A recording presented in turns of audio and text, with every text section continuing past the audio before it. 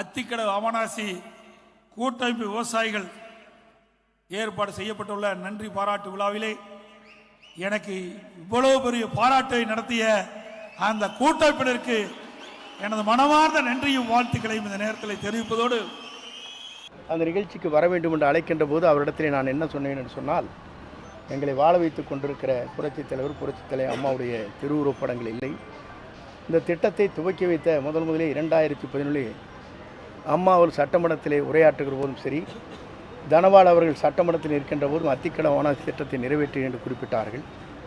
அவருடைய படம் இல்லை என்பதைத்தான் அவரிடத்தில் எடுத்து சொல்லி, நான் இங்கே அத்திக்கடவு அவனாசி திட்டத்திற்கு புறக்கணித்தேன் என்பதை காட்டிலும் என்னுடைய உணர்வுகளை அவரிடத்திலே வெளிப்படுத்தி இருக்கிறேன் என்பதை தெரிவித்துக் கொள்கிறேன். அந்த திட்டம் எல்லா கட்சியை சேர்ந்த விவசாயிகள் இருக்கின்ற காரணத்தினால இதில் ஒரு அரசியல் கலப்பு இருக்கக்கூடாது என்ற வகையில் தான் இது அந்த அந்த கூட்டமே நடைபெற்றது. விவசாயிகளால் ஏற்பாடு செய்யப்பட்ட அந்த கூட்டம் நடைபெற்றது.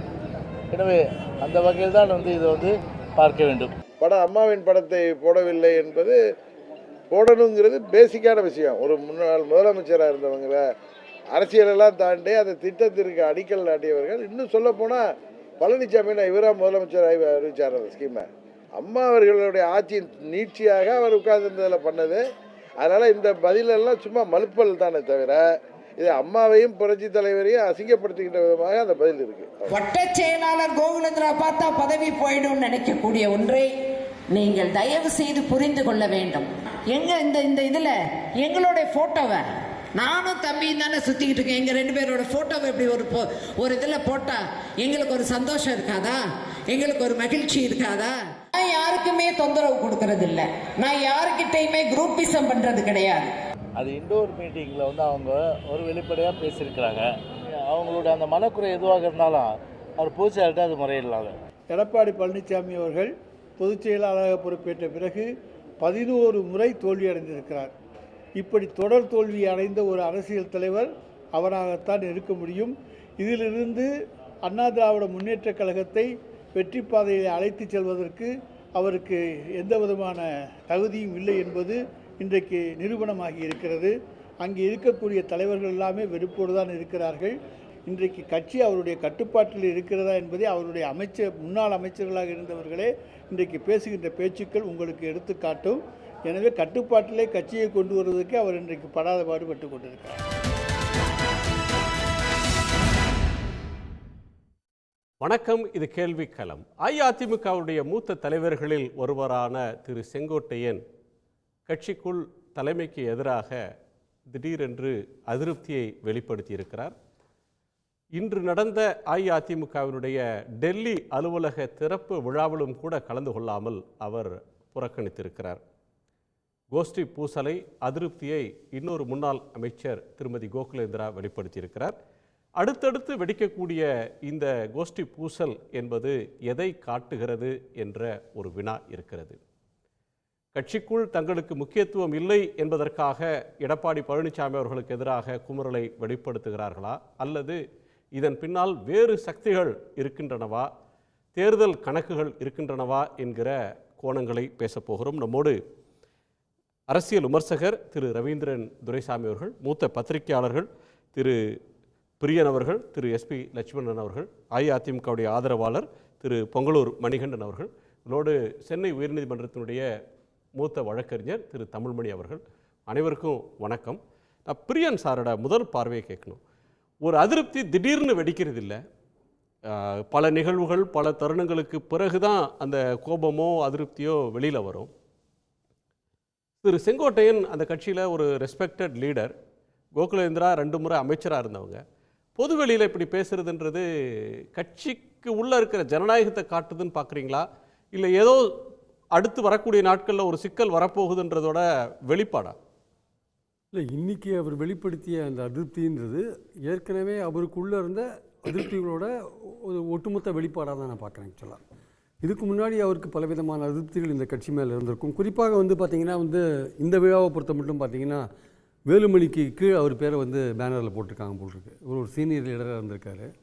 எடப்பாடி படத்தை மேடையில் வச்சுருக்காங்க போல் இருக்குது. எம்ஜிஆர் ஜெயலலிதா படத்தை அவங்க வைக்கலை.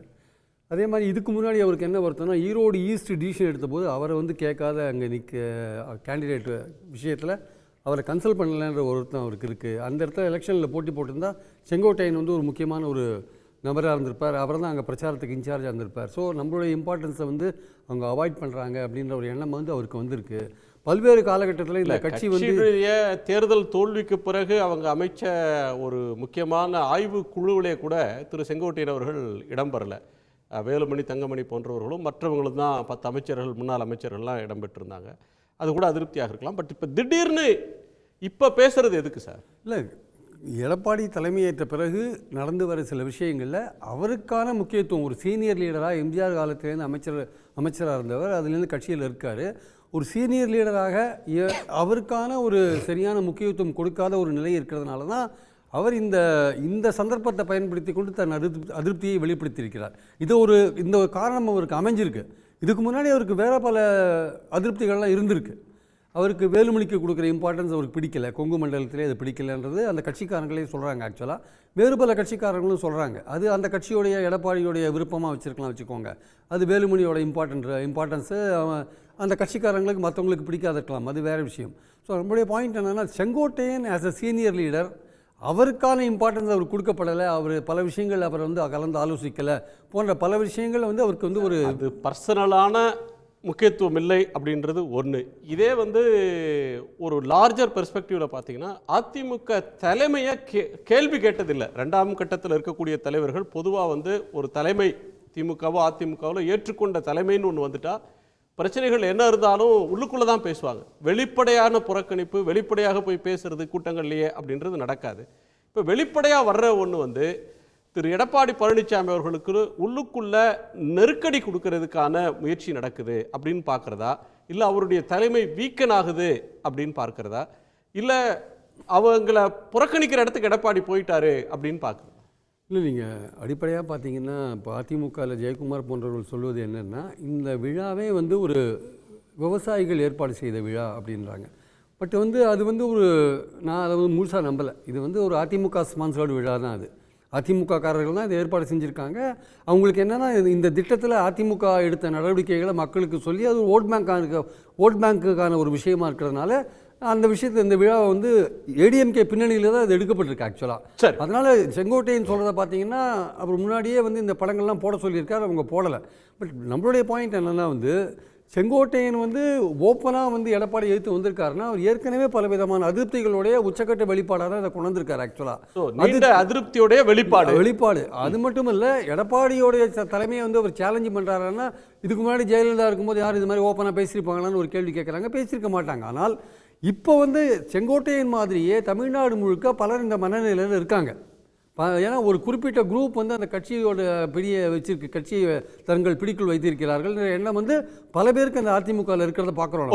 ஓகே தலைமையை எடுத்து சேலஞ்ச் பண்ணுற இடத்துக்கு சேலஞ்ச் பண்ணியிருக்காரு.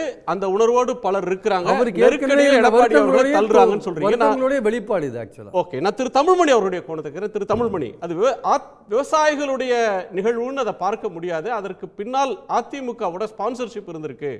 அதிமுக ஏற்பாடு செய்துதான் இந்த நிகழ்ச்சி நடந்திருக்கின்றது திரு பிரியனோட புரிதல். இன்னொன்று, அந்த எதிர்ப்பு அதிருப்தின்றது நீண்ட காலமாக இருந்தது, இப்போ வெளிப்பட்டிருக்கு அப்படின்ற ஒரு கோணத்தை சொல்றாரு. முதலமைச்சருக்கு டங்ஸ்டன் தடுத்து நிறுத்தினார் அப்படின்னு சொல்லி விழா எடுத்தாங்களே, அது திமுக ஏற்பாடு செய்ததாக 1000 பேர் சொல்கிறாங்க. அவங்க கருத்து. ஆனால் அந்த மக்கள் ஏற்பாடு செய்தார்கள்னு நடுநிலையாளர்கள் நம்புகிறார்கள்.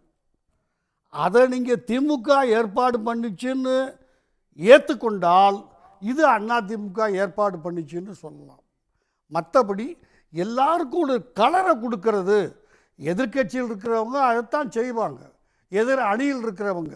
இது எதுவுமே புதுசல்ல. தமிழ்நாட்டில் 60 ஆண்டுகளுக்கு முன்னாலேயே இது நடந்துருச்சு.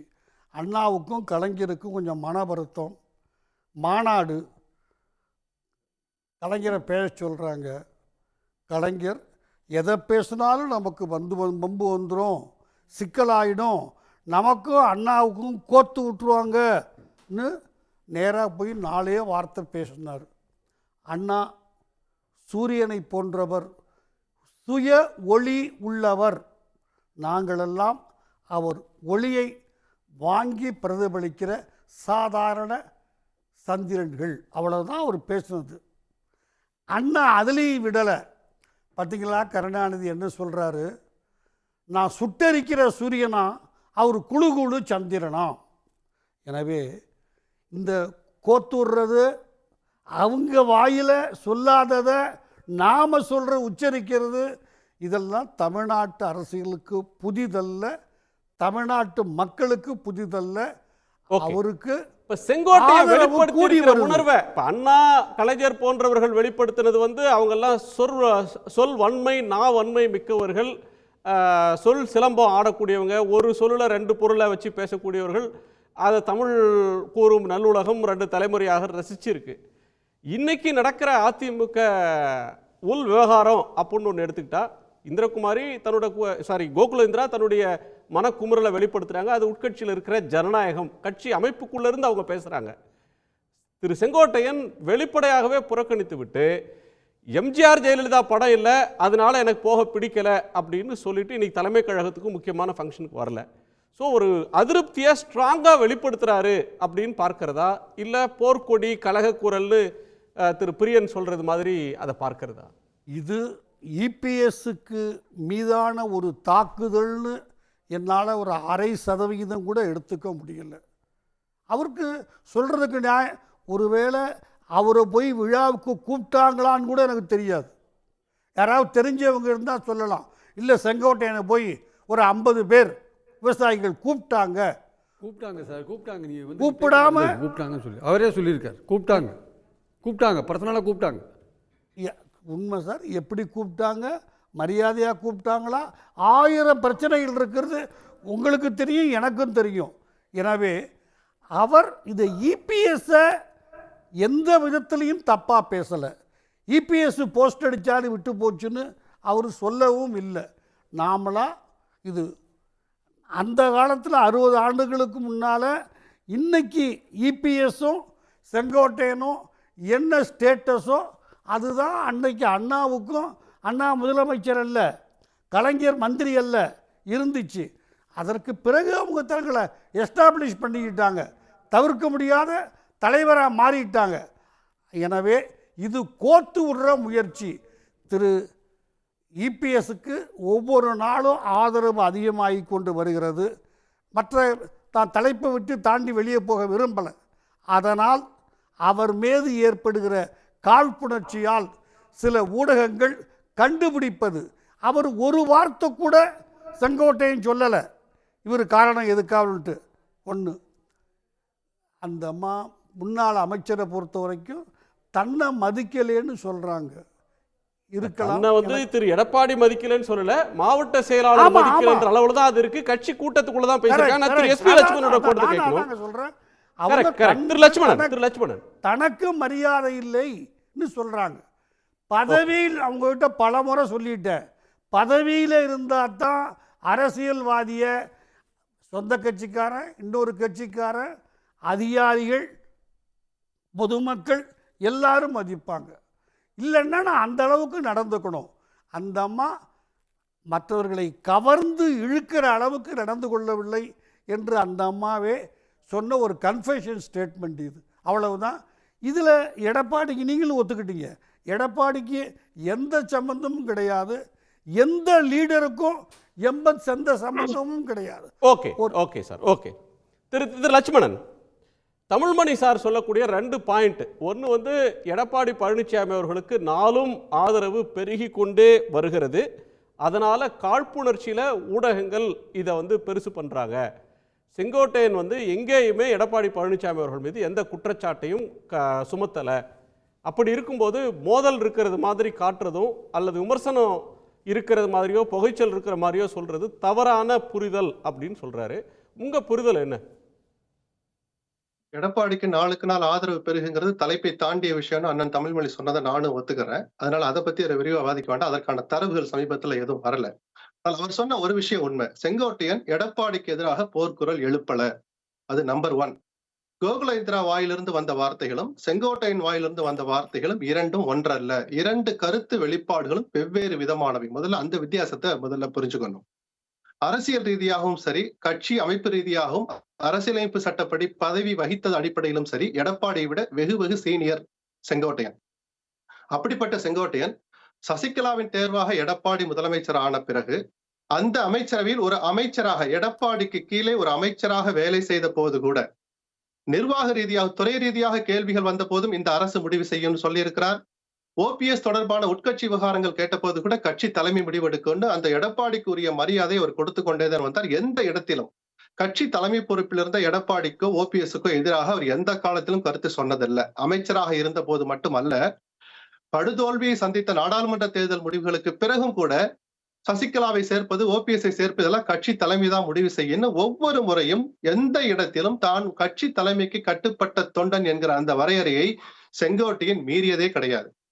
நேற்று இந்த கருத்தை தன் இயல்பை மீறி, ஒரு கூட்டத்துக்கு போகாது, புறக்கணித்ததாக ஆகாது, அல்லது புறக்கணிச்சதாக வச்சுக்கிட்டா கூட எனக்கு காது குத்து கல்யாணம் இருந்துச்சு, ஏற்கனவே ஒப்புக்கொள்ளப்பட்ட விஷயங்கள் இருந்து எதையோ சொல்லி கடந்து போயிருக்கலாம். ஆனால் கேட்கிறவர்களுக்கெல்லாம் தன்னுடைய விளக்கத்தை சொன்ன செங்கோட்டையன் இந்த இயல்புதான் கவனிக்க தகுந்தது. அது எடப்பாடிக்கு எதிரான போர்க்குரல் அல்ல, எடப்பாடி ஒரு சங்கடத்தில் தள்ளுவது. 4 நாட்களுக்கு 5 நாட்களுக்கு முன்பாகவே என்னை இந்த பிரதிநிதிகள் வந்து சந்தித்தார்கள். இந்த நிகழ்ச்சியை யார் ஏற்பாடு செய்தார்களோ அந்த பிரதிநிதிகள் என்னை வந்து சந்தித்தார்கள். அவர்கள் காமிச்ச நோட்டீஸ பார்த்தேன், பாம்ப்ளெட்ஸ பார்த்தேன், எங்க அம்மா படம் இல்லையேன்னு சொன்னேன் அப்படின்னு சொல்றத பொது வெளியில அவர் போட்டு உடைக்கிறார். அப்படின்னா என்னன்னா, அந்த நிகழ்ச்சி ஏற்பாட்டாளர்கள் கவனத்துக்கு நான் சொன்னேன், குறைஞ்சபட்சம் அது வேலுமணி கவனத்துக்கு போயிருக்கும், எடப்பாடி கவனத்துக்கு போயிருக்கும். 4 நாட்கள் இடைவெளி இருந்தும் கூட ஒரு கட்சி தலைமை பொறுப்பில் இருக்கிற, ஒரு பொதுச் செயலாளர் பொறுப்பில் இருக்கிற எடப்பாடி அம்மா படத்தை வைங்கன்னு ஒரு இன்ஸ்ட்ரக்ஷன் கொடுத்திருக்கலாமே, ஏன் அவர் செய்ய தவறினாங்கிற மறைமுக மெசேஜ செங்கோட்டையன் சொன்னாருங்கிறத நானும் ஏத்துக்கிறேன். ஆனால் வெளிப்படையாக அவர் எடப்பாடிக்கு போர்க்குரல் எழுப்பல. அப்போ இந்த பதவி யாரால வந்தது? நீங்க டெக்னிக்கலா விட்டுடுங்க, உணர்வு ரீதியா பாருங்க. எந்த அடிப்படையில் எனக்கு நீங்கள் பாராட்டு விழா நடத்துகிறீர்களோ அந்த பதவியை எனக்கு தந்த சசிகலா, இன்னைக்கு அவர் சொல்ல மறுப்பார் எடப்பாடி, ஜெயலலிதாவுடைய ஆசீர்வாதத்தால் கிடைத்ததா கூட வச்சுக்கோ, அந்த அம்மாவின் படத்தை வைங்க, டெக்னிக்கலா வாங்க. இந்த திட்டத்திற்கு முதல் முறையாக நிதி ஒதுக்கீடு செய்ய ஒப்புதல் அளித்தவர் ஜெயலலிதா. எனக்கு நடத்துகிற பாராட்டு விழாவில் முதல்ல அம்மாவுக்கு பாராட்டு விழா நடத்தணும். பாராட்டு விழாவை கேட்கிற இடத்துல அம்மா இல்ல, அவங்க படத்தை வைங்கன்னு சொல்லி இருக்க வேண்டிய கடமை எடப்பாடிக்கு இருக்கு, அவர் தவறிவிட்டார். அப்படிங்கிற இந்த விமர்சனங்களை எல்லாம் அவர் மறைமுகமாகத்தான் வச்சிருக்கிறார். கோகுலேந்திராவோட வெளிப்பாடும் இவருடைய கருத்து வெளிப்பாடும் வெவ்வேறானவை. இதுல எதனால இது முக்கியத்துவம் பெறுதுன்னா, செங்கோட்டையன் தன் இயல்பை மீறி இவ்வளவு வெளிப்படையாக சொன்னது எந்த நேரத்தில் செங்கோட்டையன் வந்து அதிருப்தி இருந்தாலும் வருத்தம் இருந்தாலும் வேறு கட்டங்கள்ல, பல கட்டங்கள்ல அதிமுக ஓரங்கட்டப்பட்ட காலம் கூட உண்டு, அமைச்சரவையில் இல்லாமல் இருந்த காலம் உண்டு. அப்போல்லாம் அவர் வந்து சின்னதாக முணுமுணுத்தது கூட கிடையாது. கட்சி தலைமைக்கு எதிராகவோ கட்சிக்குள் என்ன நடக்கிறது அப்படின்றத குறித்தோ எந்த ஊடகங்கள்லையும் எந்த பேட்டியும் கொடுத்ததில்லை. இப்போ வெளிப்படையாக எல்லா மைக்கு முன்னாடியும் பேசுகிறார். நீங்கள் சொல்லும்போது ஒரு வார்த்தை சொல்கிறீங்க, எடப்பாடி பழனிசாமி அவர்களை ஒரு சங்கடத்தில் தள்ளுறாரு அப்படின்னு சொல்கிறீங்க. அவர் ஏன் தள்ளணும்? எம்ஜிஆர், ஜெயலலிதா என்கிற தலைவர்களை, ஜெயலலிதா அவர்களை ஒரு உணர்வுபூர்வமாக அதிமுக தொண்டர்கள் முன்னாடி நிறுத்துறதுக்கு இந்த நேரத்துக்கு என்ன அவசியம் இருக்கு? தன்னுடைய ஆதங்கத்தை, பிரியன் சொன்ன கருத்துல இருந்து நான் வெளிப்படுறேன். அவருடைய தனிப்பட்ட வெறுப்புகளுக்காக அவர் இந்த கருத்துக்களை வெளியிடல, ஒரு பொது நலனுக்காக, கட்சி நலனுக்காக தன்னுடைய ஆதங்கத்தை வெளிப்படுத்தினார் நான் பாக்குறேன். ஏன்னா ஓரிரு மாதங்களுக்கு முன்பாக முன்னாள் அமைச்சர்கள் 6 பேர் போய் எடப்பாடியை சந்திச்சாங்க கட்சி நலனுக்காக. அண்ணன், நீங்க 2026 முதலமைச்சர் ஆகணும்னா டெல்டாலை, சவுத்லை கட்சி பலவீனமாய் போயிடுச்சு, கட்சியை ஒற்றுமைப்படுத்தணும், பிரிஞ்சவங்களை எல்லாம் ஒண்ணு சேர்ப்போம், அப்பதான் நம்ம கட்சி திரும்ப ஆட்சிக்கு வரும், நீங்கள் முதலமைச்சர் ஆக முடியும் அந்த 6 பேர் சொன்னாங்க. எடப்பாடி மௌனம் காத்தார். 2 மாதங்களுக்கு பிறகு அப்படி ஒரு சந்திப்பே நடக்கலைன்னு சொன்னார். எடப்பாடி அப்படி வெளிப்படையாக தலைமை கழகத்தில் நின்று கொண்டு சவால் விட்டு எல்லோரும் பொய் சொல்கிறார்கள், அப்படி ஒரு சந்திப்பே நடக்கலைன்னு சொன்ன பிறகு 15 நாட்களுக்குள்ளாக ஒரு தமிழ் நாளிதழுக்கு செங்கோட்டையன் அளித்த பேட்டி, அப்படி சந்திப்பு நடந்தது நிஜம், நாங்கள் சந்தித்தோம் அப்படின்னு சொன்னார். கட்சி வளர்ச்சி பற்றி பேசினோம் அப்படின்னு சொன்னார். எடப்பாடி அவருடைய வார்த்தையை மறுக்கல. அப்போ கட்சி நலனுக்காக நாம எடுத்த ஒரு முயற்சியை எடப்பாடி மூடி மறைக்க நினைத்தார். இனிமேலும் நம்ம அதை வேடிக்கை பார்க்க வேணாம்னு செங்கோட்டையன் நினைச்சிருக்கலாம். இப்ப இன்னைக்கு செங்கோட்டையன் போட்ட அந்த ஒரு புள்ளியை நான் சில புள்ளிகளோட இணைக்க வேண்டிய கட்டாயம் இருக்கு. 2 புள்ளியை மட்டும் சொல்லி காட்டுறேன். கட்சியினுடைய பொதுக்குழுவை கூட்டி மிக பெரும்பான்மையான ஆதரவோடு எடப்பாடி மீண்டும் பொதுச் செயலாளரானார். அந்த தரவுகளை, ஆவணங்களை உயர்நீதிமன்றத்துல, உச்சநீதிமன்றத்தை, தேர்தல் ஆணையத்துல கொடுத்து ஆவணப்படி சட்டப்பூர்வமாக பொதுச் செயலாளர் என்று ஆகிவிட்ட எடப்பாடி, எல்லோருமே அப்படிதான் நினைச்சுக்கிட்டு இருக்கோம், உண்மையை அதுதான். திடீர்னு இரட்டை இலை தொடர்பாக ஒரு வழக்கு வருது. அந்த வழக்கு இவ்வளவு உயிரோட்டமா போகும்னு நிச்சயமா ஒரு பத்திரிகையாளராக நான் கூட நினைச்சு பார்க்கல. தேர்தல் ஆணையம் சில நாட்களுக்கு முன்பாக உயர்நீதிமன்றத்தில் வச்ச வாதங்களை எடுத்து பார்த்தா இன்னொரு புள்ளியை நான் ஏன் கொண்டாந்து இணைக்கிறேன்னு தெரியும். சட்டப்பூர்வமாக இதுவரைக்குமான உயர்நீதிமன்ற உச்சநீதிமன்ற தீர்ப்புகளின் அடிப்படையில எடப்பாடி பொதுச் செயலாளர் அவர் தலைமையிலான கட்சி வசம்தான் இரட்டைகளை எடுக்கணும் அப்படிங்கிற நிலைப்பாட்டை எடுக்காம நீதிமன்றங்களுக்கு இணையான அதிகாரத்தை அரசியலமைப்பு சட்டம் தேர்தல் ஆணையத்துக்கு கொடுத்திருக்கு. உட்கட்சி விவகாரங்களை நாங்களும் விசாரிப்போம், இந்த விவகாரத்தை நாங்களும் விசாரிப்போம்னு சொல்லி இரட்டைகளை தொடர்பான விவகாரத்தை உயிரோட்டமா நாங்க வச்சுக்கணும்னு அவங்க வலியுறுத்தி சொன்னதையும் 1.5 மாதங்களுக்கு முன்பாக டெல்லிக்கு போயிட்டு வந்த தினகரன் ஒரு பேட்டி கொடுத்தார். அதே தமிழ் நாளிதழுக்கு கொடுத்தார். அதிமுக தேசிய ஜனநாயக கூட்டணியில வந்து இணையணும், எடப்பாடி தலைமையிலோடு வந்தாலும் சரி, அதில் அவர் ஒப்புக்கொள்ள மறுத்தால் எடப்பாடியை தள்ளி வைத்து விட்டு மற்றவர்கள் வருவதை அந்த 2ஆம் கட்ட தலைவர்கள் முடிவு செய்தாலும் சரி அப்படின்னு ஒரு புள்ளியை வச்சார். அந்த புள்ளி இந்த புள்ளியெல்லாம் வச்சு இணைச்சு பார்த்தா அந்த டெல்லி விசிட்டப்பவே கூடுதலாக வந்த தகவல், ஒருவேளை எடப்பாடியை ஒரு ஆம்பிஸ்ட் பண்ணி அந்த இடத்திலிருந்து நகர்த்தினால் அந்த இடத்தில் அமர வைக்கப்பட போகிறவர் செங்கோட்டையன் தான் அப்படின்ற ஒரு தகவலும் அரசியல் அரங்குல உலா வந்துகிட்டே இருக்கு. அப்போ அவர்களுடைய அந்த விரிச்ச வலைக்கு ஒரு நிமிஷம் அப்ப அவர்கள் விரிச்ச வலையில செங்கோட்டையன் சிக்கிட்டாரா நீங்க கேட்கலாம். அப்படி சிக்குபவர் அல்ல செங்கோட்டையன். கட்சி நலனுக்காக சில விஷயங்களை எடுத்து சொல்லியும் ஏற்க மறுக்கிற எடப்பாடிக்கு நம்ம ஒரு பாடம் புகட்டலான்ற ஒரு முதல் புள்ளி இன்னைக்கு செங்கோட்டையன் வச்சுட்டாரோன்னு நான் சந்தேகப்படுறேன். சார், 2 விஷயத்த சொல்றீங்க, 2 அன்கனெக்டட். ஒன்று எலெக்ஷன் கமிஷன்ல நடந்துட்டு இருக்கிற ஒரு கேஸு, இன்னொன்று டிடிவி தினகரன் வந்து என்டிஏல ஏடிஎம்கே சேரணும் மைனஸ் எடப்பாடி வந்தாலும் சரி, அவர் இல்லாமல் மற்றவர்கள் வந்தாலும் சரின்னு சொல்றாரு. அதோட செங்கோட்டையனை கொண்டு வந்து சேர்க்கிறீங்க. ஒன்றுக்கு ஒன்று தொடர்பு இல்லாதான் இருக்கே. ஒரு தேர்தல் ஆணையத்தில் வழக்கு முடிவு எப்படி வரும் என்று யாருக்கும் தெரியாது. இதுவரையிலும் வந்திருக்கக்கூடிய முடிவுகள் திரு எடப்பாடி பழனிசாமிக்கு சாதகமாக தான் வந்திருக்கு. ஹைகோர்ட்டு, சுப்ரீம் கோர்ட்டு இதுவரையிலும் வந்திருக்கிற எல்லா ஜட்ஜ்மெண்ட்டும் அவருக்கு ஃபேவராக தான் வந்திருக்கு. அப்படி இருக்கும்போது யாரோ தொடர்ந்த வழக்கில் அவருக்கு எதிராக என்ன செய்திட முடியும்? இன்னொன்று, டெல்லி ரோல் இதில் என்ன இருக்கு? ஏடிஎம்கேவோட உள் விவகாரங்களில் டெல்லி இப்போ தலையிட தொடங்குதா, கவனிக்க தொடங்குதா? நாகரிகமான ஆரோக்கியமான அரசியலை எடுத்து பேசணும்னா நீங்க சொன்ன வார்த்தையெல்லாம் உண்மைதான். 3 புள்ளிகளும் வெவ்வேறானவை, இணைக்கப்படக்கூடாதவை. ஆரோக்கியமான அரசியலுக்கு அப்படிதான் பார்க்கணும். ஆனால் ஜெயலலிதாவுடைய மறைவுக்கு பிறகு நடந்த நிகழ்ச்சியில் எடுத்து பாத்தீங்கன்னா, மகாராஷ்டிரா வரைக்கும் பிஜேபி செய்கிற அரசியல் சில்மிஷங்களை எடுத்து பாத்தீங்கன்னா அவர்கள் எதையும் செய்ய துணிவார்கள். அந்த இரட்டை இலை வழக்கு உயிரோட்டமாக வச்சுக்கணும்னு விரும்பிக்கிட்டு இருந்த அதே நேரத்துல எடப்பாடியினுடைய சம்பந்தி அல்லது நெருங்கிய உறவினர்கள் வீட்டில் நடந்த மாசிவ் ரெய்டையும் கொஞ்சம் மறந்துடாதீங்க. நான் அந்த புள்ளியை இணைக்கல. ஏன்னா சரியான ஆதாரமான தரவுகள் அதிகாரப்பூர்வமா வராத போது அதை நான் ஒரு புள்ளியா நினைக்கல. ஒரு யூகமா அந்த புள்ளியை இணைச்சு பாத்தீங்கன்னா, ஆம்பிஸ்ட்ங்கிற ஒரு வார்த்தையை நான் பயன்படுத்தினேன். தினகரனுக்கு எதிராக பயன்படுத்தினார்கள், சசிகலாவுக்கு எதிராக பயன்படுத்தினார்கள். அதையெல்லாம் பார்த்து சந்தோஷப்பட்ட எடப்பாடிக்கு எதிராக இப்ப பிஜேபி அதை பயன்படுத்த வாய்ப்பு இருக்குன்னு ஒரு பத்திரிகையாளர் நான் எதிர்பார்க்கிறேன். பிஜேபிக்கு ஒரு சுயநலம் இருக்கு. ஒரே ஒரு பாயிண்ட், அதுல பிஜேபிக்கு ஒரு சுயநலம் இருக்கு. அதிமுக நல்லா இருக்கணும் அப்படின்லாம் கிடையாது. அந்த ஒன்றுபட்ட அதிமுக இருந்ததுன்னா நாம எதிர்காலத்துல கூட்டணி வைக்கிற போது வலுவான அதிமுக கூட்டணி வைக்குங்கிற சுயநலம் அதுல ஒளிஞ்சிருக்கு. அதிமுகவை வீக்கெண்ட் பண்றது நோக்கமா, அதிமுகவை பலப்படுத்துறது நோக்கமா, எடப்பாடி பழனிசாமி அவர்களை அவங்க ஒரு சேலஞ்சரா பாக்குறாங்களா, அவரை பலவீனப்படுத்துறதுக்கு சில கண்ணிகளை தொடுறாங்களான்னு கேள்வி வருது நீங்க பேசுறது பார்த்தா? இல்ல, எடப்பாடியை பலவீனப்படுத்தி அதிமுகவை பிளவுபடுத்துகிற எந்த ஒரு செயலுக்கும் செங்கோட்டையன் போன்ற தூய்மையான தொண்டர்கள் துணை போக மாட்டாங்க. அந்த விஷயத்துல நான் ஒரு 30 வருஷம் அதிமுக அரசியலை பார்த்தவன் நான் சொல்றேன், இன்னொரு பிளவு நடக்காது. இப்ப நடக்கிற அத்தனை திரைமறைவு விஷயங்களானாலும் சரி, திரைக்கு முன்னால் நடக்கிற விஷயங்களானாலும் சரி, அதிமுகவை ஒற்றுமைப்படுத்துவதற்கும் அந்த ஒற்றுமைக்கு தடையாக இருப்பவர்களை தள்ளி நகர்த்தி வைப்பதற்குமான முயற்சிகளாகத்தான் நான் பார்க்கிறேன். அதிமுகவை ஒற்றுமைப்படுத்துற ஒரு முயற்சி நடக்குது, அதுல இது ஒரு அங்கம்ன்றீங்க. திரு மணிகண்டனுடைய கோணத்தை கேட்கலாம்.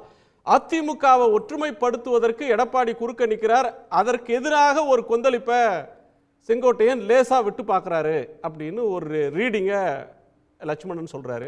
அப்படித்தானா?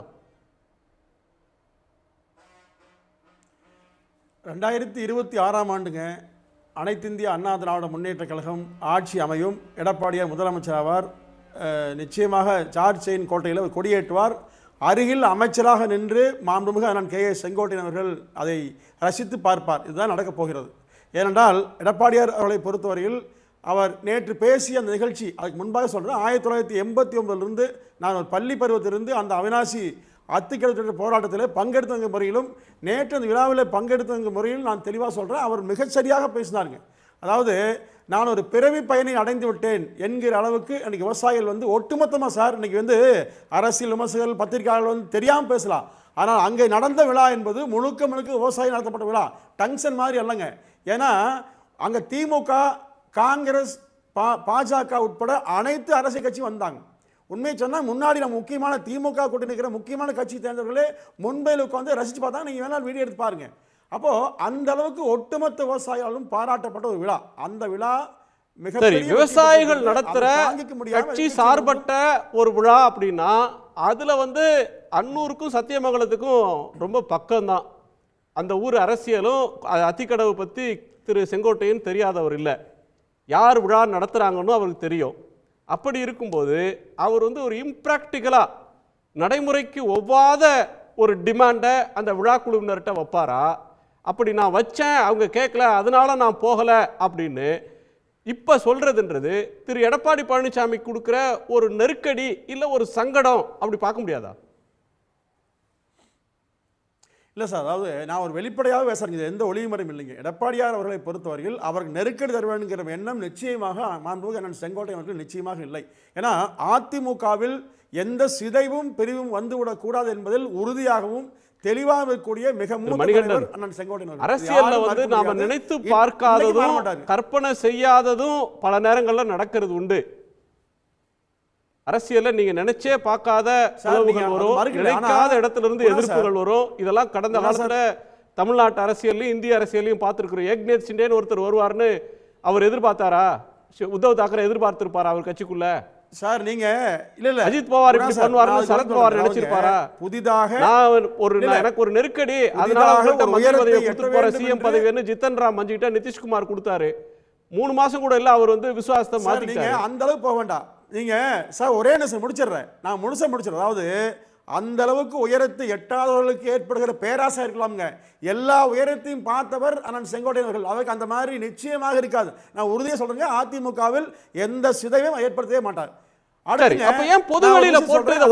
அவருக்கு அந்த விழா அவருக்கு வந்து மனசுக்கு ஒப்பல, ஜெயலலிதா அவர்களுடைய படம் இல்லாத ஒரு விழாவுக்கு போறது தனக்கு சங்கடம்னு அவர் கருதி இருந்தாரானால் அவர் போகாம கூட தவிர்த்து இருக்கலாம். அது வெளியில ஏன் சொல்றாரு? நடப்பது எடப்பாடி பழனிசாமி அவர்களுக்கான பாராட்டு விழா. அதுக்கும் போல இன்னைக்கு டெல்லி கட்சி ஆபீஸ் திறப்பு விழாவுக்கும் அவர் வரல. நீங்க ஊடகங்கள் பெரிதுபடுத்தக்கூடிய நிகழ்ச்சி அது. சென்னை மேயரை வைத்துக்கொண்டு திமுக அடிதடி, மதுரையில் அமைச்சர் பல்வேராஜனோடு தளபதி மாவட்ட செயலர் போகாம பிரச்சனை. இது மாதிரி 1000% திமுக இருக்குது. அங்க வந்து பேசுவீங்களா? அதிமுகவில் ஒரு மூத்த தலைவர் கருத்து சொல்றார், அதை நிச்சயமாக அதிமுக பொதுச் செயலாளர் எடுத்துக்கொண்டு அதற்கு உரிய பரிகாரம் தேடுவார். எந்த பிரச்சனையும் இல்லைங்க. இப்போ நீங்கள் அந்த விழா குழுவினர் அவரை சந்தித்து 3 நாள் முன்பாக அழைப்புதலை வழங்கிய போது அவர் தெரியும், அது உண்மை. ஏன்னா அவர் முன்கூட்டியே தன்னை கலந்தாலோசிக்கவில்லை என்று வருத்தப்பட்டது உண்மை. அந்த விழா குழுவை எங்கள் நண்பர்கள் அவங்க எல்லாமே சொன்ன விஷயம் அதுதான். இதில் அம்மா அவர்களையும் புறக்கணிக்க கூடாது என்று அவர் சொன்னது உண்மைதான். ஆனால் அங்கே பேசிய விவசாய சங்க தலைவர் எல்லோருமே 2011ஆம் ஆண்டு அம்மா அவர்கள் முதல் முறையாக 3.25 கோடியை ஒதுக்கி திட்டம் துவங்கப்படுதுன்னு சொன்னாங்க. எடப்பாடி அவர்களும் மிக தாத்பரியமாக சொன்னாங்க. அதாவது அம்மாவை சொல்லி அம்மா பற்றி பேச சொன்னாங்க. இப்போ அதை விட ஒரு கூடுதலான விஷயம் பார்த்தீங்கன்னா, இது பல பேர் தவறாக பேசுகிறாங்க. அதாவதுங்க எடப்பாடியார் எந்த நோக்கத்திலும் இதை அரசியலாக்கக்கூடாது என்பது உறுதியாக இருந்தார். நீங்கள் வெறுமனே எதோ அவர் பாராட்டுங்க சொல்லவில்லை சார். அதாவது ஒரு திருமண நிகழ்ச்சிக்கு அழைத்தா கூட பேச சொன்னோம்னா மணிகண்டன் வேண்டாம், எல்லா கட்சிக்காரும் இருப்பாங்க, என்ன பேசலன்னு சொல்லுவார். பொது நிகழ்ச்சி சொன்ன வேண்டாம் பார். அப்படி ஒரு பக்குவம் உள்ள ஒரு தலைவர் அவர். அவருக்கு தெரியாதாலும் அல்லங்க, அவருக்கு உண்மையிலேயே நிகழ்ச்சியை பற்றி முழுமையான விவரம் தெரியாது. அண்ணன் செங்கோட்டையன் அவர்கள் கடைசியிலே இந்த மாதிரி விழாவுக்கு வர முடியாத சூழ்நிலை உருவானது. அவர் புறக்கணிக்கல, எடப்பாடியார் புறக்கணிக்கல, ஒதுக்கோ நினைக்கல. நானும் அவரோடு தெளிவாக பேசியிருக்கிறேன். அவர் மனம் திறந்து சொல்கிறார், உண்மையில் அதிமுகவில் செஞ்சித்தும் சின்ன சங்கடமும் வரக்கூடாது உறுதியாகிறார். இதில் வந்து அரசியல் ரீதியாக அதிமுகவை பிளவுபடுத்த வேண்டும், பிரிவுபடுத்த வேண்டும், கோஷ்டி என்று விளம்பரப்படுத்த வேண்டும் என்று எதிர்கட்சிகளும்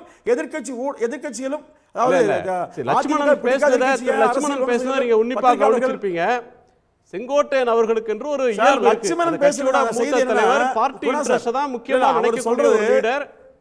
அப்படிப்பட்ட ஒரு லீடர் பேசினதையும் அவர் வந்து சங்கடத்தில் ஆழ்த்துறாரு, அவர் தெரிந்துதான் இதை பேசுகிறார், அவருடைய இயல்புக்கு மாறாக பேசுகிறார் அப்படின்னு சொல்றதையும், எலெக்ஷன் கமிஷன் கேஸையும், டிடிவி தினகரன் அவர்கள் சொல்றதையும், சில இடங்களில் நடந்த ரெய்டையும் ஒன்றோடு ஒன்று தொடர்புடையதுன்னு லட்சுமணன் சொல்ல வர்றார். நீங்க அப்படி இல்லைன்றீங்களா? இல்லை, அதிமுக வெற்றி பெற்று சார் ஆட்சிக்கு வர வேண்டும் என்கிற நோக்கம் மட்டும்தான் அண்ணன் செங்கோட்டையனுக்கு உறுதியாக உள்ள நோக்கம். அதில் வந்து எந்த மாற்று கருத்துமே இல்லை. கட்சி வந்து பலகீனப்படுத்துகிற எண்ணமே அவருக்கு இல்லாத போது எடப்பாடியார் அவர்கள் மீது மிகுந்த மதிப்பு அவரும் வைத்திருக்கார், இவரும் வைத்திருக்கார். ஏன்னா இவர் மூத்த தலைவர், கட்சிக்காக எத்தனையோ தியாகம் செய்தவர். அதனால இவர் குறித்தான எந்த ஒரு சரிவான வார்த்தைகளோ தவறான வார்த்தைகளோ யாரும் பயன்படுத்தக்கூடாது, பயன்படுத்த மாட்டோம். ஏன்னா பொதுவாக அவர் எல்லாம் மதிக்கிறாங்க. எடப்பாடியாரை பொறுத்தவரையில் எந்த சூழ்நிலையிலும் யாருக்கும் நெருக்கடி தராமல், யாருக்கும் சிரமத்தை தராமல், அவரவர் போக்கு அவர் சொன்ன வார்த்தையில் பாருங்க சார், உண்மையிலே ப்ராக்டிக்கலாக செயல்படுத்தக்கூடிய அரசியல். அவர் எந்த கூட்டத்துக்கு போனாலும் 100 கார் வேணும், இவ்வளோ செலவு பண்ணுங்க, ஒரு ஃப்ளெக்ஸ் வைங்க, விளம்பரப்படுத்துங்க, எங்கேயுமே சொல்ல மாட்டேங்க. எளிமையாக வந்து ஒரே காரில் வந்து இறங்கி நிகழ்ச்சி நடத்தக்கூடிய ஒரு அற்புதமான எளிமையான மனிதர். காமராஜருக்கு பிறகு நான் சொல்ல சார், அங்கே கலந்து கொண்ட அனைத்து கட்சியும் பேசியது காமராஜருக்கு பிறகு எளிமையானவரா இல்லையான்றது பிரச்சனை இல்லை திரு மணிகண்டன்.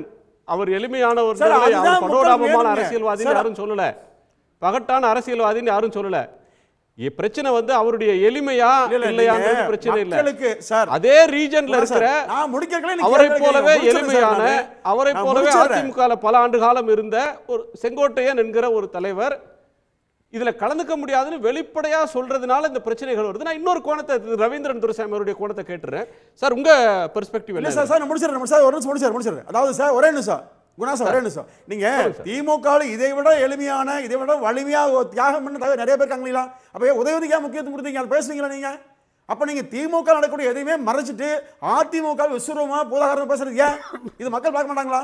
அப்போ அதிமுகவை சிதைப்பதற்கான முயற்சியில் ஊடகங்கள், ஆளுங்கட்சி சேர்ந்தவர்கள் ஈடுபடுறாங்க. மகிழமா சொல்றேன், அதற்கு அதிமுகவில் யாரும் பலியாக மாட்டார்கள். Okay okay. பிரச்சனை வந்து செங்கோட்டையன் மேல இல்ல, ஊடகங்கள் மேல திரும்புது. இது நண்பர் வழக்கறிஞர் தமிழ்மணி அண்ணா கலைஞர் சொன்னார், அது ரைசிங் பார்ட்டியில் உள்ள ஒரு பிரச்சனை, வளர்ந்து வரக்கூடிய ஒரு கட்சியில் உள்ள தங்களுக்கான இடம் எதுன்னு. இது டிக்ளைனிங் பார்ட்டியில் உள்ள பிரச்சனை, தேய்ந்து கொண்டிருக்கக்கூடிய ஒரு கட்சியோட பிரச்சனை. அதில் செங்கோட்டையனை பற்றி தம்பி லட்சுமணன் சொன்னது முழுக்க சரி.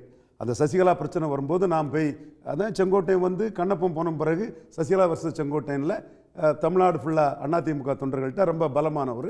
நாங்கள் ஒரு டீம் போய் நீங்கள் இதில் ஃபைட் பண்ணால் லீடர் ஆகலான்னு சொல்லும்போது, வக்கீல் நான் கட்சிக்கு விசுவாசமாக இருக்கேன், என்னால் வரலாற்றில் அந்த கட்சி உடஞ்சிங்கிற அவப்பேர் வர விரும்பலைன்னு சொல்லிட்டு அதை மறுத்தவர். அந்த சூழ்நிலையில் சசிகலா அம்மையாரால் தான் அப்போ ஒரு முயற்சி பண்ணிருக்கீங்க நீங்கள். அந்த சூழ்நிலையில் சசிகலா அம்மையாரால் தான் இவர் அமைச்சரானார், கட்சி பதவியும் வந்தார். அதுக்கப்புறம் நிறைய திட்டங்களெல்லாம் வச்சு ஏதோ சொல்லிட்டு இருந்தார். பட் அந்த காலகட்டங்களில் வந்து அவர் உறுதியான கட்சிக்காரராக தான் இருந்தார். நானே பலமுறை அதை பதிவு பண்ணியிருக்கிறேன். இப்போ இந்த இடத்துக்குள்ள பல அதிருப்திகளை அவர் எம்ஜிஆர் ஜெயலலிதா பேரை சொல்லி அந்த அதிருப்தியை வெளிப்படுத்துறார். இப்போ அவர் உறுதியான கட்சிக்காரரா இல்லையா? அதான் டிக்ளைனிங் பார்ட்டியில் உள்ள ஒரு இது. அன்னைக்கு சசிகலா அம்மையார்கிட்ட இருக்கிறதுல வந்து யாரெல்லாம் சசிகலாவை எதிர்ப்பாங்களோ அவங்களெல்லாம் தெளிவாக வந்து காம்ப்ரமைஸ் பண்ணாங்க. சசிகலா டீம் ரொம்ப நுணுக்கமான இதோடு பண்ணாங்க. அதில் செங்கோட்டையன் வந்து காம்ப்ரமைஸ் பண்ணப்பட்டார். உங்களுக்கு அமைச்சர் பதவி, ஜெயலலிதாவால் நிறைய 400 காரில் போனாருங்கனால ஜெயலலிதாவே மறண்டு போய், எஸ் உண்மை, அவரை ஓரங்கட்டப்பட்டிருந்த அவருக்கு அமைச்சர் பதவி, கட்சி பதவிங்கிறதுல அவங்க காம்ப்ரமைஸ் பண்ணி எடுத்தாங்க. அது அதிகாரம் உள்ள காலகட்டம் அது. இன்னைக்கு அதிகாரம் இல்லாத போது நமக்குள்ள உரிய இடம் இல்லைங்கிற ஒரு மனக்குமுறல் அவருக்கு இருக்குது. அந்த குமுறலின் வெளிப்பாடு தான் இதுக்கு போகல. அவர் தன்னை சொல்லி அந்த ஃபைட்டை பண்ணாமல் மக்கள் தலைவர் எம்ஜிஆரையும் புரட்சி தலைவர் ஜெயலலிதா அம்மையாரையும் வச்சு அது ஃபைட் பண்ணுறாரு. இதில் எடப்பாடியும் வந்து தன்னை அசெப்ட் பண்ணக்கூடிய ஒரு லீடராக தான் போகிறாரு. அந்த விவசாயிகள் இதில் நான் சிங்கிள் லீடர், என் இமேஜ், நான் பெரிய இது, யாரோட ப்ரெஷருக்கும் நான் ஈல்டாக மாட்டேன், நான் ஒற்றை தலைமை தாங்கிறதுல கம் வாட்மேங்கிறதுல அவரும் அந்த இடத்துக்குள்ளே போகிறாரு. இவர் அவருக்கான பாராட்டு விழாவில் அவர் பங்கேற்கிறதுக்கு எல்லா நியாயமும் இருக்குல்ல. அவர் வந்து எனக்கு பாராட்டு விழா நான் வரமாட்டேன்னா சொல்லுவார். இது அத்திக்கடவு சம்மந்தப்பட்ட இதில் அந்த விவசாய சங்கம் இல்லை, 1000 விவசாய சங்கம் நாட்டில் இருக்குது. அதில் ஒவ்வொருத்தரும் அதில் எல்லாரும் தான் அதில் குரல் கொடுத்துருக்காங்க, பலர் இது பண்ணியிருக்காங்க. இவர் அதை ஸ்கோர் பண்ணுறாரு, அரசியல் ரீதியாக அதை தான் செய்வாங்க. அந்த இதில் ஒன்மேன் அப்ஷிப்புக்கு தான் அவர் படம் தவிர வேறு யாரோ படம் இல்லைனால ஒரு விவசாயி இதை பயன்படுத்தியிருக்காருங்கிற அந்த இமேஜ் பில்டிங் தான் அவர் பண்ணுறாரு. அது அந்த இடத்துக்குள்ள செங்கோட்டையன் தன்னுடைய இருப்பு வந்து அதில் இன்சல்ட் ஆகுதுன்னு ஃபீல் பண்ணுறாரு. ஏற்கனவே உள்ள மனக்குமுறலை அந்த இடத்துல செங்கோட்டையன் வெளிப்படுத்துகிறாரு. எடப்பாடி பழனிசாமி அவர்கள் கேபினெட்டில் மினிஸ்டராக இருந்தவர் திரு செங்கோட்டையன். அவர் கீழே ஒர்க் பண்ணுறதில்ல, கேபினெட்டில் ஒர்க் பண்ணுறதுக்கு எந்த பிரச்சனையும் இல்லை, பார்ட்டியில் ஒரு அடுத்த கட்டத்தில் இருக்கிறதுக்கு ஒரு பிரச்சனையும் இல்லை. இப்போ திடீர்னு அவருக்கு புகழ் வரக்கூடிய இடம், அவருக்கு பாராட்டு விழா நடத்துகிற இடத்துல இவர் அசெப்ட் பண்ணுறதும் அதில் சங்கடப்படுறதுக்கு என்ன இருக்கு? மெட்டீரியல் பொலிட்டிக்ஸில் அது பவர், அதில் அட்ஜஸ்ட் பண்ணாலும் பவர். இது பவர் இல்லை, டிக்ளைனிங் இதில் நம்ம மரியாதை இல்லாமல் ஏன் இருக்கணும்? அந்த இடம் தான் இதில் மாறுபடுது. Anna Kalaignar rising party. எம்ஜிஆர் அண்ணாவை சேலஞ்ச் பண்ணும்போது அண்ணாவே ஏன் அதில் ஈல்டாகி போனார்னா, பவர் பார்ட்டிசிபேட் போனார்னா இவருக்கு ஒரு 4-5% ஓட்டு வந்துடலாம். சரி, நம்ம வளர்ந்துட்டு இருக்கோம், பிடிக்கணும், அதனால ஹோப் இருக்குது, அதனால நம்ம அட்ஜஸ்ட் பண்ணி போகணும், காம்ப்ரமைஸில் போகிறாங்க. இப்போ இங்கே வந்து ஹோப் இல்லாத போது நம்ம ஏன் முன்னாடி இருந்த மாதிரி இருக்கணும்னு இதை செங்கோட்டை இதை பண்ணியிருக்கிறாரு. தன்னை மையமாக வச்சு பண்ணுனா அது நிற்காது. அதனால மக்கள் தலைவர் எம்ஜிஆர், புரட்சி தலைவி ஜெயலலிதா அம்மையாரை வச்சு பண்ணியிருக்கிறாப்புல. டெல்லியிலேருந்து எதுவும் இருக்கோ இல்லையோ, குஜராத் பக்கத்துலேருந்து சில இது இருக்கதாட்டு நமக்கு சில விஷயங்கள் தெரியுது. பட் செங்கோட்டையன் ஒரு விஷயத்தை ரூட்டை வேற இடத்துல எடுக்கிறீங்க. டெல்லி சென்னை கீழே தான் போகும். நீங்கள் வந்து டெல்லி குஜராத் தமிழ்நாடுன்னு வரீங்களா? சென்ட் ஜார்ஜ் ஃபோர்ட் அது எப்படி போகுது, எப்படி இது வருதுங்கிறது வர நாட்களில் தான் தெரியும். ஏன்னா செங்கோட்டை அன்னைக்கு சசிகலா ஏற்று நிற்கும் போது கூட அவர் நிற்கிறதுக்கு தயங்கினார். இப்போ அவுட் ஆஃப் பவரில் கட்சி இருக்குது, டிக்ளைனிங் பார்ட்டி இருக்குங்கிறனால. மேலும் இன்னொன்று என்னென்னா, அதிமுகவுக்குள்ள 2 குரூப் இருக்குது. ஸ்ட்ராங் குரூப் வந்து பாஜக அலையன்ஸ் வேண்டாங்கிறவங்க தான் ஸ்ட்ராங் குரூப்பு. அந்த பகுதியில் தான் அதிமுகவும் ஸ்ட்ராங்காக இருக்கிறாங்க.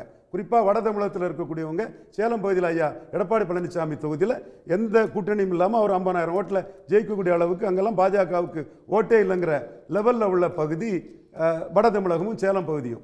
தெற்கும் மேற்குலையும் வந்து பாஜகவுக்கு செல்வாக்கு இருக்குது. இங்கு உள்ள பாஜக தலைவர்களை பொறுத்தவரையில், அதிமுக தலைவர்களை பொறுத்தவரையில் பாஜக கூட்டணி வேணும்னு நினைக்கக்கூடிய தலைவர்கள். ஸோ இந்த ஒரு கருத்து மோதல் தங்களுடைய பகுதி சார்ந்து அதிமுகவுக்குள்ள இருக்குது.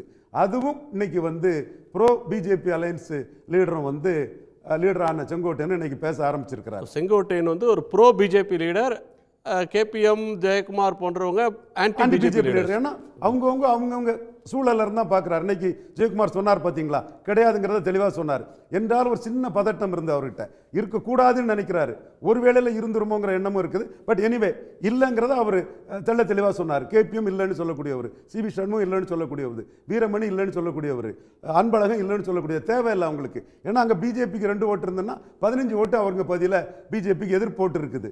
நீங்கள் இவர் எடப்பாடியில் அவரே ஜெயிப்பார், பிஜேபிக்கு அங்கே ஓட்டே இல்லை.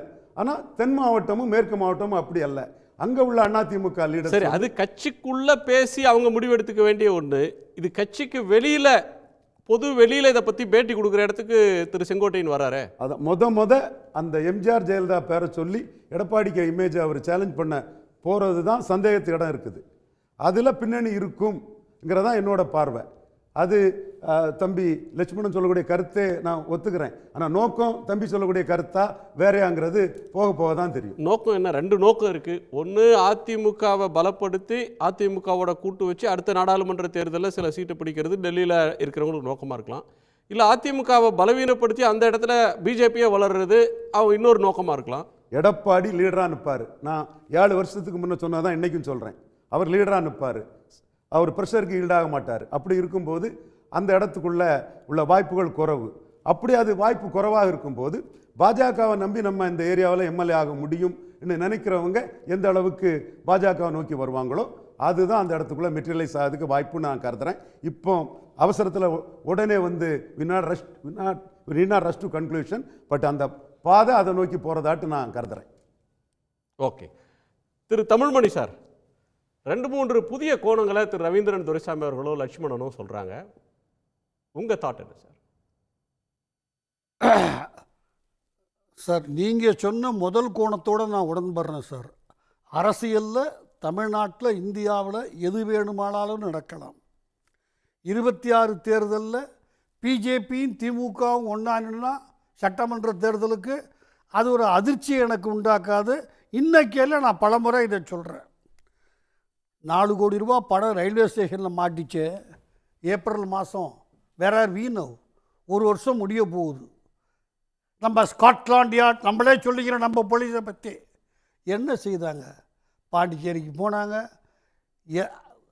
இன்னார் தான் டிக்கெட் வாங்கினார், இன்னார் பணம் இந்த பேங்கில் எடுத்துக்கிட்டு வந்தது, அந்த மேனேஜர் ஸ்டேட்மெண்ட் கொடுக்குறாரு, டிக்கெட்டு புக் பண்ணது இன்னார், இவ்வளவும் அக்செப்டட். ஏன் திமுக ஆட்சி நயனார் நாகேந்திரன் மேலே எதுவும் செய்ய மாட்டேங்குது? எனவே நீங்கள் சொன்ன முதல் கருத்தோடு நான் உடன்படுகிறேன். அந்த கருத்தையும் இபிஎஸ் மனதில் வைத்துக் கொள்கிற போதுதான் மிக மிக கவனமாக காய்களை நடத்துகிற அவசியம். யாராவது சொல்லுங்க, இந்த காரணத்தினால தான் அந்த 4 கோடி ரூபாய் கண்டுபிடிக்க முடியல, யார் பணம்னுட்டு யார் சொன்னாலும் நான் மன்னிப்பு கேட்டு ஏற்றுக்கிறேன். ரொம்ப சிம்பிள் காமன் சென்ஸ் தான் இது. இன்னார் பணம் இந்த ஹோட்டல்லேருந்து வந்துச்சு, இந்த பேங்க்லேருந்து வந்துச்சு, இவங்க தான் ரயில் டிக்கெட் ரிசர்வேஷன் எல்லாம் இருக்குது. ஆனால் பாண்டிச்சேரிக்கு போகுது தமிழ்நாடு போலீஸ், அங்கே போகுது இங்கே போகுது, அப்படியே ஓடிக்கிட்டு இருக்கு. ஏப்ரல்லேருந்து பிப்ரவரி வரைக்கும் ஓடிக்கிட்டு இருக்கு, போன ஏப்ரல்லேருந்து. அதனால் அதுவும் வாய்ப்பு இருக்கிறது. சரி, டிடிவி என்ன சொன்னார்? டிடிவி அவர் பேசுகிறது நியாயம். 4/6/24 அன்றைக்கு அதிமுக அவர் கண்ட்ரோலுக்கு போயிடும்னு சொன்னது அண்ணாமலை. அவரும் சொல்லலை, எப்படியா என் கண்ட்ரோலுக்கு வரும்? ஒரு வார்த்தை சாதாரணமாக கேட்டிருக்கணும். மகிழ்ச்சியோடு புன்முறுவலோடு ஏற்றுக்கொண்டார். அதுக்கு ஜால்ரா போடுறவங்களும் 10 பேர் இருக்காங்க, போட்டாங்க. Right sir. தமிழ்மணி சார், உங்க அனுபவத்துல தேர்தல் பிரச்சாரத்துல பேசுறதெல்லாம் சீரியஸா எடுத்துப்பீங்களா சார்? தேர்தல் பிரச்சாரத்துல ஒரு ஃப்ளோல அடிச்சு விடுறது சார். இந்த தேர்தல் முடிஞ்ச அடுத்த நாள் நம்முடைய கொடிதான் செயின்ட் ஜார்ஜ் கோட்டையில பறக்கும் அப்படிலாம் பேசுவாங்க. அண்ணாமலை பேசுகிற எதையுமே சீரியஸாக எடுத்துக்காதுன்னு சொன்னீங்கன்னா நல்ல அட்வைஸு. நான் ஒரு பெருமை மிகு கன்னடியனாகத்தான் சாக விரும்புவேன். நான் சீரியஸாக எடுத்துக்கல. எனக்கு வருமானமே கிடையாது, லட்சக்கணக்கான ரூபாய் நண்பர்கள் உதவுறாங்க என்னுடைய சாப்பாட்டுக்கு. நான் அப்படிலாம் ஒரு வாழ்க்கை நடத்த முடியாது. இங்கே இருக்கிற யாரும் அதுக்கு தயாராக இருக்கு. நான் சீரியஸாக எடுத்துக்கல அவர். ஆனால் அவரை பொறுத்தவரை ஒரு பொலிட்டிக்கல் கெயினுக்காக அவரும் பாஜகவும் எதற்கும் தயாராக இருக்கிறார்கள். இன்று வரை இபிஎஸ் பாஜகவோட போகணுங்கிற முடிவுக்கு வரலை, அவாய்ட் பண்ணுறார். எங்காவது சலசலப்புகள் ஏற்படுமானால் அதன் பின்னணி நாளன்னைக்கு காலையில் 11 மணிக்கெல்லாம் ஜட்மெண்ட் வந்துடும். எலெக்ஷன் கமிஷனுக்கு 0.5% பவர் கூட இல்லை சார். இது ஏன்னா சுப்ரீம் கோர்ட் சொன்னிச்சு, தமிழ் மகன் உசேன் தலைமையில் பொதுக்குழுவை கூட்டு, இபிஎஸ் அல்ல, அவங்க போடுற தீர்மானத்தை வச்சு சின்னம் கொடுன்னு சொன்னிச்சு. ஈரோடு இடைத்தேர்தல் கிழக்கில். அதனால் அதை உச்சநீதிமன்ற உத்தரவின் அடிப்படையில் கொடுக்கப்பட்டது. இதை யாரோ ஒரு வைரமுத்துவோ வைரமூர்த்தியோ கட்சியிலே இல்லாத ஒருவர் மாற்றிவிட முடியாது. சின்னம் நாளன்னைக்கு காலையில் கன்ஃபார்ம் ஆச்சுன்னா அவரை திரு இபிஎஸ்க்கு எதிராக எந்த சலசலப்பும் இருக்காது. ஸோ சின்னம் தான் இதில் ஒரு முக்கியமான பங்கை வகிக்க போகுது. ஹைகோர்ட் ஜட்ஜ்மெண்ட்டு, அதுக்கு பிறகு எலெக்ஷன் கமிஷனுக்கு ரோலே இதில் இருக்க போறது இல்லை. எம்ஜிஆர் ஒரு செகண்ட் மாற்று பார்வை ரவீந்திரன். தமிழ்மணி சொல்றது கட்சியை பொறுத்தளவுல அது கரெக்ட் தான். ஆனால் மக்கள் மத்தியில் இந்த சின்னத்தால் எங்களுக்கு பிரயோஜனம் இல்லைன்னு பல சமூகங்கள் அந்த சின்னத்தை டெபாசிட் இழக்க வச்சுட்டாங்க. எங்கள் ஊரில் கன்னியாகுமரி, திருநெல்வேலி, தூத்துக்குடி ரெட்டையில டெபாசிட் இழக்க வச்சுட்டோம். அதே மாதிரி பல இடங்களில் இந்த ரெட்டையில 2 ஜாதிக்கு தான் பிரயோஜனம் உள்ள சிம்பல்னு பல சமூகங்கள் அந்த சிம்பலை டெபாசிட் இழக்க வச்சிருக்குது. மக்கள் தலைவர் எம்ஜிஆர் ஜெயலலிதா காலத்தில் நடக்கல. பட் கட்சிக்குள்ள தலைவர் மிக மூத்த தமிழ்மணி சொல்ற கருத்து கரெக்ட். கட்சிக்குள்ள அது பைண்ட் பண்ணலாம், மக்களை ஒண்ணும் பண்ணாது. அது நான் பெனிஃபிஷரி காஸ்ட் ரெட்டலைக்கு எதிராக கரண்ட் வந்துட்டு இருக்காங்க. வெற்றி தோல்வி என்பது ஒன்றுமே இல்லை சொன்னாங்க. 11 தோல்வி 12 தோல்வி ஏரியா வைஸ் தான் சொல்றேன். ஆட்சியை பிடிக்கப்பட ஒரே நபர் இபிஎஸ் தான் இருப்பார். ஏரியா வைஸ் தான் சொல்றேன். 11 தோல்வியை பற்றி நான் சொல்லல. நான் பெனிஃபிஷரி காஸ்ட் நிறைய இருக்கு. ஒவ்வொரு காஸ்ட்டையும் என்னால் சொல்ல முடியும். நான் பெனிஃபிஷரி காஸ்ட்டை வச்சுட்டு தான் புதிய சக்திகள் எழுந்து வந்துட்டு இருக்காங்க. இது வரலாறு கண்கூடா தெரியுது.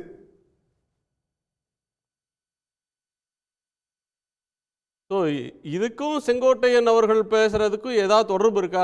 நான் பெனிஃபிஷரி காஸ்ட் அந்த ரெட்டலைக்கு பெருமையை சொன்னனால ரெட்டலை நிறைய காஸ்ட் டெசர்ட் பண்றாங்க. ஜெயலலிதா எம்ஜிஆர் காலத்துக்கு ரெட்டலைங்கிறத மக்களுக்கு தெரியறதுக்காக சொன்னேன். அப்போ தமிழ்மணி அவர் கருத்தை சொல்லலாம், பொங்கலூர் மணிகண்ட அவர் கருத்தை சொல்றான். ஏன் கருத்து ஆதாரத்தின் பால் பட்டு ஏரியா வைஸ் சொல்ல முடியும். லட்சுமணன் குறுக்கிறார். லட்சுமணன் இல்ல, நான் தமிழ்மணி ஒரு தேர்ந்த வழக்கறிஞர். அவர் ஒரு ரிசர்வா ஒரு வார்த்தையை போட்டுதான் சொன்னார். இன்று வரை எடப்பாடி பிஜேபி எதிர்ப்புணர்வுல இருக்கிறார். இது பிஜேபியோட போகிற மனநிலையில இல்லைன்னு சொன்னார். அது உண்மைதான். அதுபோல இரட்டை இலை தொடர்பான வழக்குகளை கூட அவர் வழக்கறிஞராக அவர் சொன்ன வாதத்தை மறுக்க முடியாது. தீர்ப்பு அப்படியும் வரலாம், எப்படியும் வரலாம். ஆனால் ஆம்டிஸ்ட்ங்கிற ஒரு வார்த்தையை நான் பயன்படுத்தினேன். அது ஏதோ சின்னத்தை முடக்கிட்டா அப்படியே காய் வெட்டியை கட்டிக்கிட்டு எடப்பாடி காசிக்கு போயிடுவார்லாம் நான் சொல்லல. ஆம்டிஸ்ட்ல அது ஒரு வகையா இருக்கலாம். ரெய்டு நடந்தது அப்படியே பாதியில தொக்கி நிக்குது.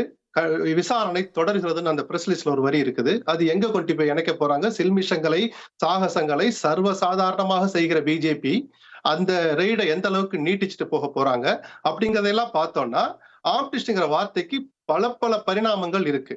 அது ஒரு இதுலயே அவர் அடங்கிடுவாரு, பணிஞ்சு போயிடுவாருன்னு நான் நினைக்கல. ஏன்னா யாருமே எதிர்பாராத போது தீர்மானம் நிறைவேற்றி பிஜேபி விட்டு வெளியில வந்தவர் தான் எடப்பாடி. அதை நான் மறுக்கவே இல்லை. ஆனால் தனக்கு ஒரு பிரச்சனை வர்றபோது எவ்வளவு பெரிய தலைவனும் அது பாதியாதான் போயிடுவாங்க. தனிப்பட்ட பிரச்சனைகளை திட்டமிட்டு திணிக்கிற போது அதனால ஏற்படுகிற கோபம், அரசியல்ல வந்து ஜெயிலுக்கு போறதுனால பயந்து போற தலைவர்கள் கொஞ்சம் பேர் ஜெயிலுக்கு போயிட்டு வந்து ஒரு நிலைப்பாட்டை மாற்றிக்கொள்வாங்க. ஐயோ ஜெயிலுக்கு போயிட வேண்டியது வந்துருமோ அப்படின்னு சொல்லி அதுக்கு பயந்து நிலைப்பாட்டை மாற்றிக்கொள்றவங்க இருப்பாங்க. ஆனா பொது வாழ்க்கையில தலைவரா நிக்கணும் அப்படின்னா என்ன தியாகம்னாலும் பண்ணணும், என்ன நெருக்கடி வந்தாலும் எதிர்கொள்ளணும் அப்படின்னு நினைக்கிற ரகம் இருக்கிறாங்கல்ல. ஒரு தலைவர் எந்த ரகத்தை சேர்ந்தவர்னு அந்த ஜெயில் எபிசோடு முடிஞ்ச பிறகுதான் நம்ம தீர்மானிக்க முடியும். பரவாயில்லையே, துணிச்சலா ஜெயில இருந்து வந்து இப்படி சொல்றாருன்னு ஒன்று பார்வை பார்க்கலாம். ஜெயிலுக்கு போயிட்டு வந்தது மியாவுன்னு பதுங்கினாலும் அதை ஒரு பார்வை பார்க்கலாம். இப்போது தீர்மானிக்க முடியாது. நான் எடப்பாடிக்காக சொல்ல பொதுவான ஒரு பார்வையை சொன்னேன்.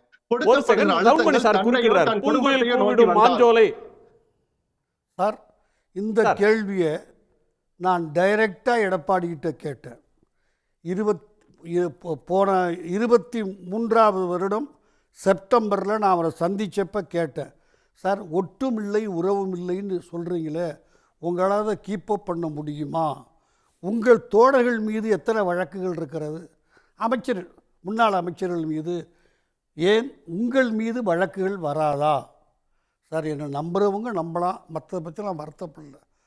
சிரிச்சுக்கிட்டு சொன்னார், சார், ஒரு 8.5 கோடி மக்களுக்கு தலைமை தாங்கணும்னு யார் ஆசைப்பட்டாலும் வழக்கு போட்டுருவாங்கன்னு பயந்தோம்னா எதுவுமே கிடையாது சார். இன்னொன்று கேட்டேன் சார், ஆணித்தரமாக சொல்கிறேன், அந்த கொடநாட்டுக்கு எனக்கும் 0.25% கூட கிடையாது சார். அதனால தான் நான் தைரியமாக எதுக்கிறேன். இன்னைக்கு வரைக்கும் அந்த நிலப்பாட்டில் சகோதரர் லக்ஷ்மணன் சொன்ன மாதிரி உறுதியாக இருக்கார். நாளைக்கு என்ன ஆகும்னு எனக்கு பதில் தெரியாது. அரசியல்வாதிகள் நான் ஆங்கர் சொன்னதை ஒத்துக்கிட்டேன். அரசியல்வாதிகள் எதுவும் செய்வார்கள். இவர் அரசியல்வாதி தான். ஆனால் அந்த ஒட்டும் இல்லை உறவும் இல்லை என்பதில் இன்னைக்கு வரைக்கும் அவர் தெளிவாக இருக்கார். என்கிட்ட சொன்னார், சார், நான் பயப்பட வேண்டிய அவசியம் இல்லை, அப்படி பயந்தான் நான் ஒரு தலைமை பதவிக்கு இருக்கக்கூடாதுன்னு சொன்னார். ஏன் சார் அசம்பிளிலேருந்து வெளில வந்தார்? அப்போ பயந்து இந்த கருத்துல நான் அசம்பிளிலேருந்து ஏன் வெளில வந்தார்? ப்ளீஸ் முடிச்சிடுறேன். இந்த கருத்துல வழக்கறிஞர் தமிழ்மணியோட கருத்துல நான் உடன்படுறேன். எடப்பாடி நிப்பாருன்னு தான் நான் கருதுறேன். விழுந்தா அவரு லீடர்ஷிப் போயிடும், உருட்டல் மிரட்டலுக்கு பயப்பட மாட்டார். விழுந்தா லீடர்ஷிப் போயிடும். அதனால அவரு அதுக்கு நிப்பாருன்னு தான் என்னோட. அதுக்கு அந்த மாதிரி தருணத்தை எதிர்கொள்றதுக்கு வேற வியூகத்தை டெல்லி எடுக்கலாம்ல லட்சுமணன். அதான் அவங்க பல ஆயுதங்களை வச்சிருக்காங்கன்னு நான் சொன்னேன். கையை முறுக்கிற விஷயத்துல எத்தனை டிகிரியில முறுக்குறாங்க? பிசிக்கலாவா, என்னவா, சட்ட ரீதியாவா, கட்சி அமைப்புலையா, தனிப்பட்ட வாழ்க்கையிலையா, அவர் முதலமைச்சராக இருந்த போது செய்ய தவறிய விஷயங்களையா, நமக்கு எதுவுமே தெரியாது. எதையும் செய்ய துணிகிற பிஜேபி அதிமுக அரசியலில் மீண்டும் திரைமறைவில் ஈடுபட ஆரம்பித்திருக்கிறங்கிற மட்டும் நான் உறுதிப்பட சொல்லுவேன். ஆனால் செங்கோட்டையனுடைய இந்த கருத்து அதிமுக பிளவுக்கு வழிவகுக்காது. அவர் அப்படிப்பட்ட நபர் அல்ல என்பதையும் நான் அழுத்தம் திருத்தமாக இன்னொரு முறை சொல்கிறேன். கட்சி கட்டுப்பாடு இதனால எடப்பாடி விட்டு போயிடுச்சான்னு சொல்றதை நான் ஏற்க மறுக்கிறேன். ஏன்னா 3 பொதுத் தேர்தலில் மிகப்பெரிய வெற்றியை பெற்ற, அதாவது கட்சியினுடைய தலைவராகவும் தன்னுடைய ஆளுமை நிரூபித்த ஸ்டாலினுக்கு எதிராகவே ஒரு கவுன்சிலர் சவால் விட்டார்.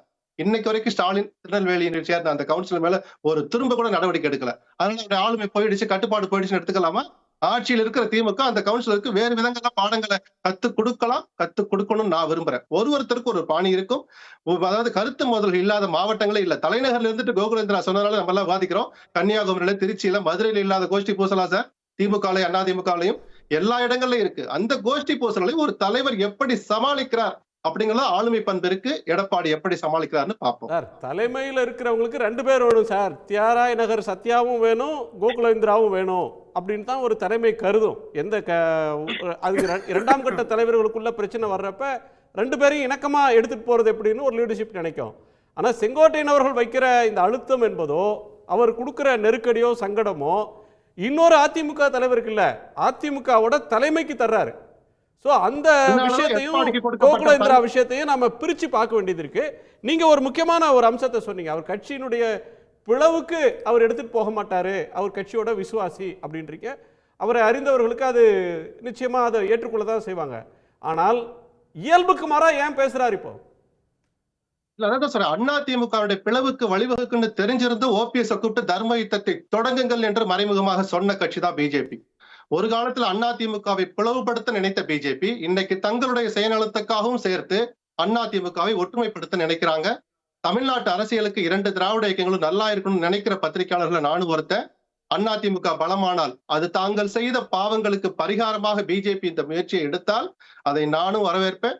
மனசாட்சியுள்ள ஜெயலலிதாவை இன்னமும் மதிக்கிற லட்சக்கணக்கான அதிமுக நல்லா இருக்கணும் இல்ல, பிஜேபிக்கு சரத்பவார் நல்லா இருக்கும்னு நினைச்சிருக்காங்களா? அவங்களுக்கு ஆதரவா அந்த கேசிஆர் நல்லா இருக்கும்னு நினைச்சிருக்காங்களா? சந்திரபாபு நாயுடு நல்லா இருக்கும்னு நினைச்சிருக்காங்களா? சுயநலம் கலந்த பார்வை என்ற வார்த்தையை நான் சேர்த்தே தான் சொன்னேன். பிஜேபி ஏதோ தமிழ்நாடு நல்லா இருக்கணும், அண்ணாதிமுக என் பார்வை பார்க்கல, அவர்களுடைய சுயநலத்துக்காக அதை செய்யணும்னு நினைக்கிறாங்க. பாஜக தலைவர் அண்ணாமலை டெல்லிக்கு கொடுத்த ரிப்போர்ட் என்ன தெரியுமா லட்சுமணன்? அதிமுக பாஜக கூட்டணி பொருந்தா கூட்டணி ஆகி ஒரு எம்பி சீட்டு கூட வராதுங்கிற ரிப்போர்ட்டை தான் கொடுத்தாரு. 12 சீட்டு தந்தா நமக்கு 10% ஓட்டு வரும், அல்லது கூட்டணி வேண்டாங்கிற ரிப்போர்ட் தான் அவர் கொடுத்திருந்தார். தேர்தல் முடிவுகளுடைய அரித்மெட்டிக் அதை பொய்ன்னு காமிச்சிடுச்சானே. அந்த கூட்டணி அது இல்லைன்னா 50% மேல திமுக போயிருக்கும், 12% சீமான் வந்திருப்பாரு. இது என்னோட யுகம், அது உங்களோட யுகம். அது ஒன்று ரிசல்ட் இல்லை. நீங்க சொல்றது நீங்க சொல்ற ரிசல்ட் இல்ல சார், நான் சொல்ற ரிசல்ட் இல்ல. திமுக 50% மேல போயிருக்கும், சீமான் 12% வந்திருக்காரு. இது என்னோட யுகம். உங்க யுகத்தை தான் ஒத்துட்டு போடணும்னு கட்டாயம் இல்ல. இல்ல, நான் யூகத்தை சொல்லல. நீங்க சொல்றது உங்களுடைய யூகம், நான் சொன்னது கையில நீங்க சொல்றது யுகம் தான். ஆதாரம் இல்ல. 10% ஓட்டு வரனாரு, 10% ஓட்டு வரனாரு. 6 சீட்டு எடப்பாடி தருவாரு, 12 சீட்டு கேட்டாங்க. வேண்டாம், 10 சீட்டு தோத்து போகும், 10% ஓட்டு வரனாரு, வந்தது. நான் என்ன சொல்றேன், கூட்டணி இருந்தா ஸ்டாலின் 50% போயிருப்பாரு, சீமான் 12% வந்திருப்பாரு. நான் சொல்றேன் கூட்டணி தான் சீட்டு ஜெயித்திருக்கேன்னு சொல்லக்கூடிய ஒரு உங்களுக்கு உண்டு. இது ஏன் உரிமை? இதை ஒண்ணு யாரும் ப்ரூவ் பண்ண முடியாது. ரெண்டுமே அண்ணாமலையினுடைய அரசியல் ஆளுமையை அந்த அறிக்கை காமிச்சிருக்கலாம். ஆனால் தேர்தல் முடிவுல கையில வச்சுக்கிட்டு நான் பேசுறேன். அண்ணாமலை போட்ட கணக்கு தப்பு கணக்கா போச்சு. பிஜேபியும் தோற்றது, அதிமுகவும் தோற்றது. அதைத்தான் நான் சொன்னேன். சேர்ந்திருந்தா ஸ்டாலின் 50க்கு போயிருப்பாரு, சீமான் 12க்கு வந்திருப்பாரு. சேர்ந்திருந்தாலும் ஜெயிச்சிருப்பாங்கன்றீங்க, அதிமுக ஜெயிச்சிருக்கோம். நான் சொல்றது தரவுகளை கையில பெரிய லெவலுக்கு ஸ்டாலின் பேர் பாருங்கிறேன், பொருந்தா கூட்டணி ஆயிருக்குங்கிறேன். நிறைவு பார்வை திரு மணிகண்டன், ஒரு வரியில உங்க நிறைவு பார்வை. அவங்க அதிமுக குறித்து நல்ல நோக்கத்தில் பேசுகிற கருத்தை வரவேற்கலாம், மதிக்கலாமுங்க. கெட்ட நோக்கத்தில் பேசுகிற கருத்தையோ அவர் சொல்லணுமையோ மதிக்க வேண்டிய அவசியம் இல்லை. யாருடைய சொல்லும் செயலுக்கும் மக்கள் மதிப்பதும் இல்லை. குறிப்பாக ரவீந்திர சாமியோட கருத்து எல்லாம் யாரும் மதிக்கிறதே இல்லைங்க. அவர் இப்போ ஏதோ அதிமுக அழிய வேண்டும், நான் அவர் சொன்னாலே ஒட்டுமொத்த அதிமுக அழிச்சிருங்க மாதிரி பேசிட்டு இருக்காருங்க. மக்கள் கையில் தான் எல்லாமே இருக்குது. மக்கள் 2026 அதிமுகவை ஆட்சி அமைத்துவார்கள். எடப்பாடியார் முதலமைச்சர் ஆவார். அப்போது அவனுடைய முகத்திரையும் கிளியுங்க. 2024 இப்படித்தான் சொன்னாரு. நான் சொன்னேன் ஒரு சீட்டு வராதுன்னு. அதே மாதிரி சொல்றேன். எடப்பாடி நீங்க எப்பவுமே பிஜேபி ஆதரிக்கிறீங்க, திமுக ஆதரிக்கிறீங்க. என்ன யாருன்னு தெரியல. ஏதோ ஒரு வகை நில்லுங்க தம்பி. உங்க கருத்து ஒண்ணு அந்த பக்கம் நில்லுங்க, இந்த பக்கம் நில்லுங்க. நடுவுல வர லாரி அடிச்சு ஞாபகம்ங்க. ஒண்ணு அந்த பக்கம் நில்லுங்க, இந்த பக்கம் நில்லுங்க. நடுவுல வர லாரி அடிச்சு ஞாபகம்ங்க. நான் இப்போ சொல்றேன், ஒண்ணு அந்த சைடு நில்லுங்க, இந்த சைடு நில்லுங்க. நடுவுல வர லாரி அடிச்சிரு. நீங்க சொன்ன தவறாச்சு தம்பி. ஒண்ணு அந்த சைடு நில்லுங்க சார், இந்த சைடு நில்லுங்க சார். நடுவுல போனீங்கன்னா உங்களுக்கு ஆபத்து. நடுவுல போனா உங்களுக்கு ஆபத்து தான். ஓகே, நன்றி. உங்க 2 பேரும் நிறைவு கருத்து எடுத்துட்டேன். திரு பிரியன், உங்களுடைய நிறைவு கருத்தோடு நிறைவு செய்யலாம். சுருக்கமாக 2-3 விஷயம் சொல்கிறேன். அதாவது வேகமாக சொல்லுங்க. மணிகண்டன் என்ன சொன்னார், இது சர்வ கட்சி ஆட்களும் கலந்து கொண்டாங்க, திமுகவினர் கூட கலந்து கொண்டாங்கன்னாங்க. ஆனால் எடப்பாடி பேச பார்த்தீங்கன்னா திமுக அட்டாக் பண்ணி பேசுகிறாரு. திமுக எங்களோட திட்டங்களை செயல்படுத்த மாட்டேன்றாங்க, கருணாநிதி அவர்கள் பேரை வைக்கிறாங்க, யார் பெற்ற பிள்ளைக்கோ அவங்க பேர் வைக்கிறாங்கன்னு திமுக அட்டாக் பண்ணி பேசுகிறாரு எடப்பாடி. அந்த இடத்துல திமுக காரங்க எப்படி சார் இருப்பாங்க? இது முழுக்க அதிமுக ஸ்பான்சர் பண்ண விழா. அப்புறம் போகிற போக்கில் சந்தரி சாக்கில் நம்ம வழக்கறிஞர் என்ன சொல்கிறாரு, பாஜகவும் திமுகவுமே கூட்டணி சேரும் அப்படின்னு சொல்லிட்டு நயனா நாகேந்திர கேஸ் எடுத்து விட்றாரு உள்ள. நான் சொல்கிறேன், அதிமுக மந்திரிகள் மேலே ஊழல் வழக்குகள் கவர்னர்கிட்ட பெண்டிங்காக இருக்குது. கவர்னர் வந்து பர்மிஷனே கொடுக்காத உட்காந்துருக்காரு. இதுலேருந்து என்ன தெரியுது? அதிமுகவுக்கும் பாஜகவுக்கும் தான் உறவு இருக்குன்னு தெரியுதே தவிர, நயினார் நாகேந்திரன் கேஸை வச்சு எப்படி திமுகவும் பாஜகவும் உறவு வந்திருக்குன்னு சொல்ல முடியும்? அது மாதிரி பல கேஸ் பெண்டிங்காக இருக்குது ஸ்டேட் கவர்மெண்ட்டில். ஆனால் ஊழல் வழக்குகளை பெண்டிங்காக போட்டிருக்கிறது யார்? கவர்னர். யாருக்காக போட்டிருக்காரு? அதிமுகவுக்கு போட்டிருக்காரு. பாஜகவோட கூட்டணி வைக்கணும்னு அதிமுகவில் ஒரு பிரிவு ஒர்க் பண்ணுது. பாஜகவோட கூட்டணி வேண்டான்னு அதிமுகவில் ஒரு பிரிவு ஒர்க் பண்ணுது. வேண்டான்னு சொல்கிறதுல வந்து ரவீந்திரன் போன்றவர்களாம் கூடாது அப்படின்றதில் ஒர்க் பண்ணுறாங்க அவங்க. ஆனால் விஷயம் என்னென்னா அல்டிமேட்டாக வந்து எடப்பாடி என்ன முடிவு எடுப்பார் தெரியாது. இந்த செங்கோட்டையனோட இந்த விஷயம் இருக்கு இல்லையா, இதுக்கும் இந்த லார்ஜர் ஏரியா இருக்குல்ல, அதிமுக உள்ள பாஜக உள்ள பொந்து சில விஷயங்கள் பண்ணுறாங்கிற விஷயம் இருக்குல்ல, அதுக்கும் இந்த செங்கோட்டையன் எழுப்பியிருக்கிற இந்த பிரச்சனைக்கும் சம்பந்தம் கிடையாது சார் என்னை பொறுத்த மட்டும்.